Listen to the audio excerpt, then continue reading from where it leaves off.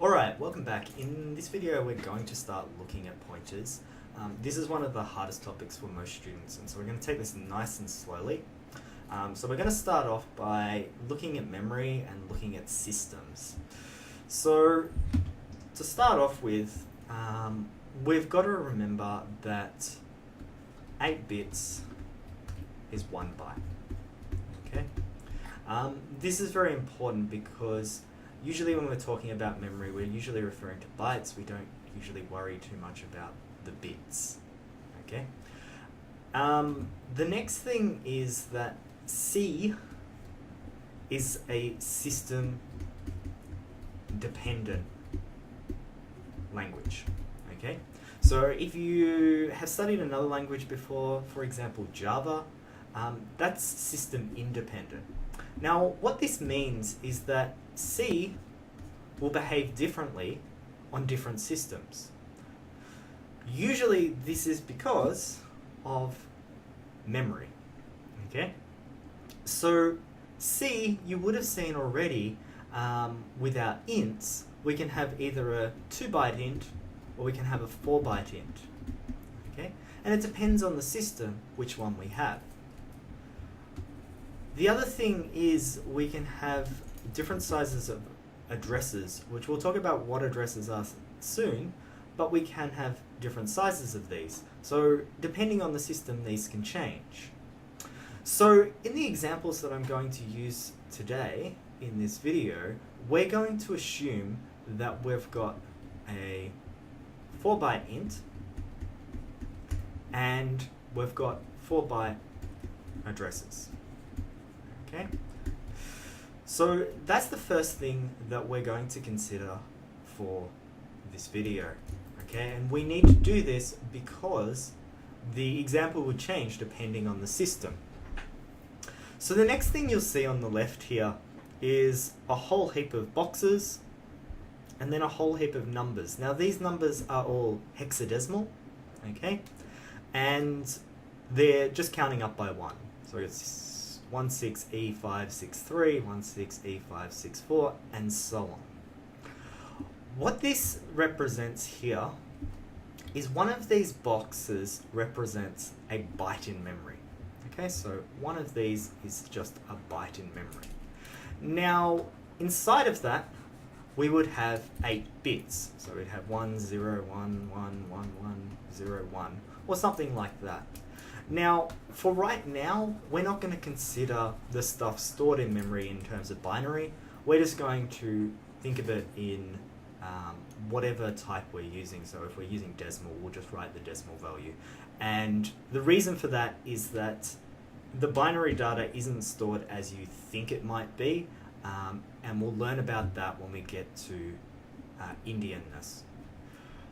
So from here, what you'll notice is that there's a number next to every block of 1 byte of memory. Okay? So in memory, every single byte has an address. Okay? So if I wanted to find a particular bit of information, I could refer to this address and then have a look in this byte. Okay? So with this, we need to know how big these addresses are. And so that will be dependent on the system. So for example, if you had a very small system with a lot less memory, it might only be a 2-byte address. Now, from here, we're only going to look at, in this subject, the values in memory and if we're storing addresses in memory. There's a lot more things stored in memory, such as the program itself, the identifiers, the stack, etc. And because of that, we're going to only focus on the values and the pointers that we're going to store, so the addresses we're going to store. Alright, so from here, we're going to look at a nice little example. Now, you'll notice that I've got these red bits here now, and we'll talk about that in a second.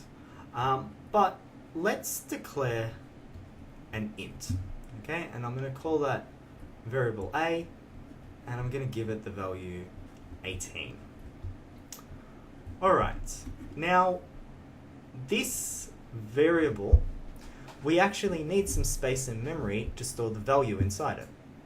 So we have on a computer what is known as a memory management unit, and this will find the space in memory for you. You don't have to find the space in memory. So what it needs to do is it needs to go and have a look through memory and find 4 free bytes that are together. Okay, so contiguous. Now, what you also need to remember is that your program is not the only program running on the computer. And so there'll be blocks of memory that'll be used by other programs. And so we need to be careful that we don't access these. Now, when we declare, that's fine. We're not going to run into that problem because the memory management unit won't use those bytes. They're used by other programs. But there'll be cases later on where you might accidentally get into these spaces and your program will crash. So let's say the memory management unit looks around and goes, okay, these 4 bytes here are going to be my A. Okay, now as I said, we're not worried about where the identifier is stored. We're not going to worry about that in this subject. But we reserved 4 bytes for my A, and we store 18 in there. Now I'm not going to write it out in binary, I'm just going to write it in decimal. Obviously it'd be stored in binary. Now, what address is this variable at? Well, it's over 4. And so when we refer to its address, we always use the first one. So we say that A is at address 0x0016E56B.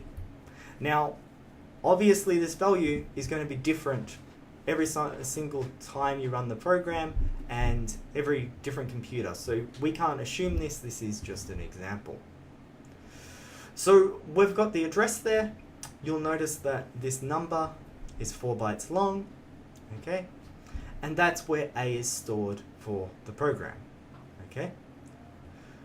If we introduce a new variable, let's say I do a short, which is 2 bytes, and I put 2 inside it, and then the memory management unit will go and find 2 free bytes.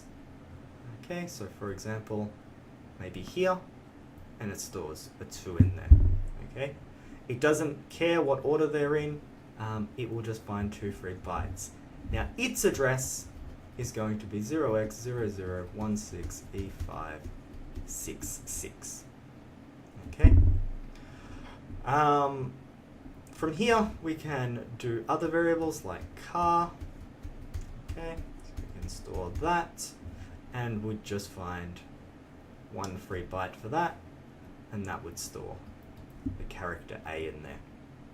Okay, so this is what happens when you're declaring your variables. When you change them, obviously the value updates at that location. So the important thing here that we learnt is basically that when we create a variable, we're reserving that space in memory. We can't use space that's already used. And the address is always the first address if it spans multiple bytes. Okay. So we'll continue in the next video about storing these addresses.